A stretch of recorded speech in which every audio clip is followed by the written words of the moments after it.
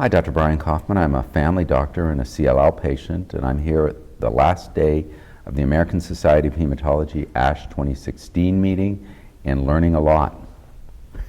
I'm Dr. Adrian Wiestner, hematologist at the National Heart, Lung and Blood Institute in Bethesda, Maryland. And Dr. Wiestner, most of your research has been in the area of CLL in the last several years, and there's been breakthroughs in that, and the BTK inhibitor, ibrutinib, is one of those major breakthroughs. But you had a number of papers that dealt with ibrutinib, and we're beginning to understand a little bit more about how it works, how it affects the cancer cell, the cancer environment, the evolution of the cancer. And I wonder if you could share some of your research in a patient-friendly way so we can understand what that means when people are making choices here.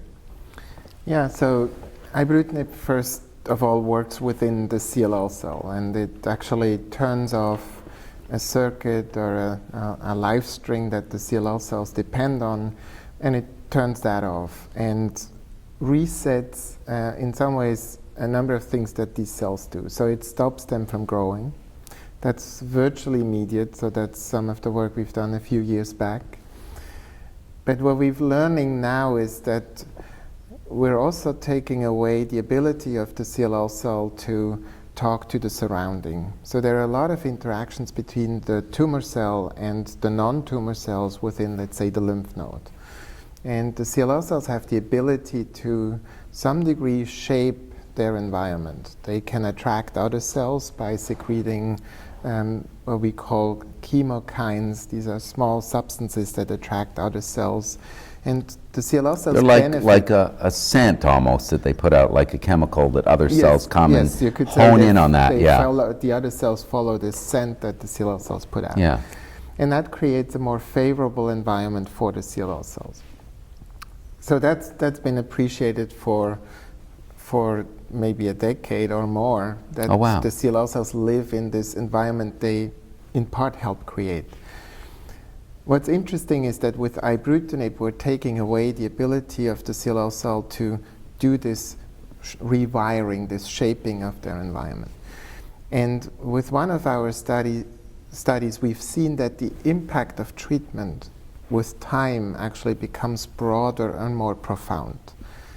And we think that is because, yes, first we turn things off in the CLL cells, but then we also get a reshaping of the environment. So basically the neighborhood gets safer, gets a gentrification of the neighborhood, so there's no room for the bad guys to hang out in. Interesting. And, so and that happens over time, like not immediately, like not in the first few months, or so we see a big change already after 1 month. But what surprised us a little bit is how much more profound this impact becomes at 6 months. Wow.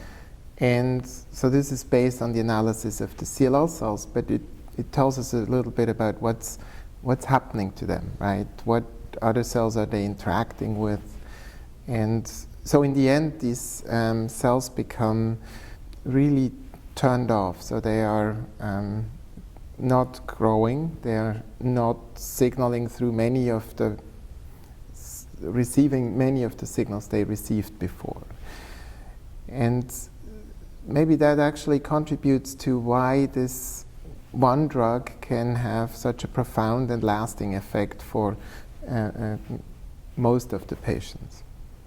And do we know that this is through the BTK pathway, or do we, because we know that ibrutinib blocks other pathways. I know you've done some look at some of this also. Yeah, that's a very good question, and I think in the end we don't know for sure.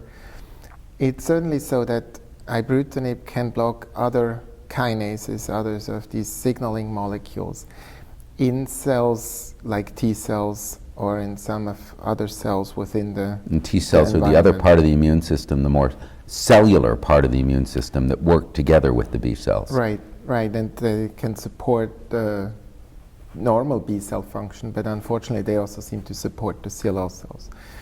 And so ibrutinib also works on those cells directly, but I think what we're increasingly appreciating is really that with inhibiting BTK, the target for ibrutinib, we're doing more than just working within that cell, because we're taking away the ability of the cells to communicate with other cells. So I think we have a spreading of the effect. And the question will stay with us, as there are other BTK inhibitors that are more selective for just BTK. Right? So we have other drugs that ibrutinib inhibits several of these kinases, whereas acalabrutinib inhibits fewer. Some of the other inhibitors that are in clinical trials are more specific for just BTK. And we don't know yet what effect they have on the rest of the environment.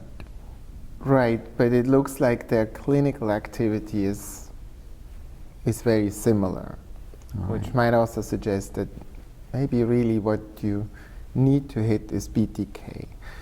And from the patients where we understand why they became resistant to ibrutinib, we see that mutations in BTK can lead to resistance. All right. So that would argue that this is really the important one, the central one. But what I take away from this is that unlike a lot of chemoimmunotherapy, the effects with ibrutinib for the vast majority of patients become more profound, or with other BTK inhibitors become more profound over time, not less profound. This is a real shift in the way I think patients and physicians have to think about managing a leukemia. Am I right in that? Right, I think CLL in some ways stands out here, that it, from its overall pace of how it progresses, right? There is maybe really a setting where we can treat it more like a chronic condition that needs to be managed in the long run, and is not maybe as, unfortunately, is not curable typically with just giving one punch of treatment. Any final thoughts you wanted to share, Dr. Wiestner, about this? But I think we really have this development of these kinase inhibitors really has opened doors to great opportunities for different forms of treatment that can be tailored to patients' needs, and have really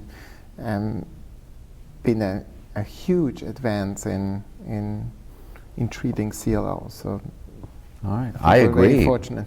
I agree. Thank you so much. Thanks.